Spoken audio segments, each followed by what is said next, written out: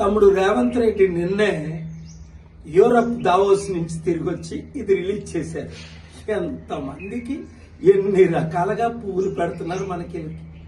1,78,950 crore investments అట, 49,500 jobs అట.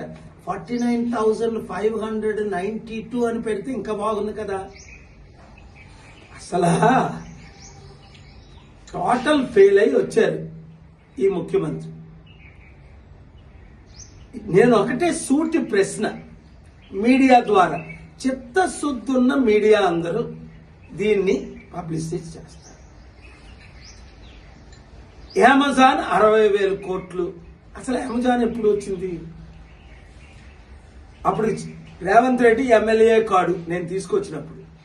Google, Microsoft, Amazon 700 కంపెనీలు తెచ్చినప్పుడు నేను తీసుకొచ్చానని చంద్రబాబు నాయుడు గారే వాళ్ళందరినీ కలవడం జరిగింది. ఆయన ఒప్పుకున్న సత్యం ఇది, దేవగౌడ గారు ఒప్పుకున్న సత్యం. ఇప్పుడు కొత్త కంపెనీలు ఎక్కడి నుంచి వచ్చాయి?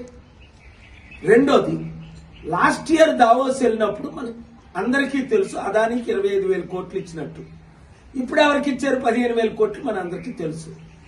నేను సూటి ప్రశ్న, ఈ 12 నెలల్లో ఎన్ని కంపెనీలు వచ్చాయి, ఎన్ని ఉద్యోగాలు వచ్చాయి, ఎన్ని జాబ్స్ వచ్చాయి, ఎక్కడ ఏ విధంగా మనీ ట్రాన్స్ఫర్ అయిందో శ్వేతపత్రం, వైట్ పేపర్ రిలీజ్ చేయమనండి.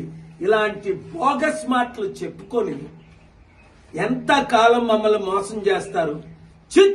చిత్తుగా 12,000 సర్పంచులను కాంగ్రెస్ తరపుని ఎవరు నిలబెట్టినా వాళ్ళని ఓడించండి, ప్రజాశాంతి పార్టీని గెలిపించండి, ప్రజలను కాపాడుకుందాం.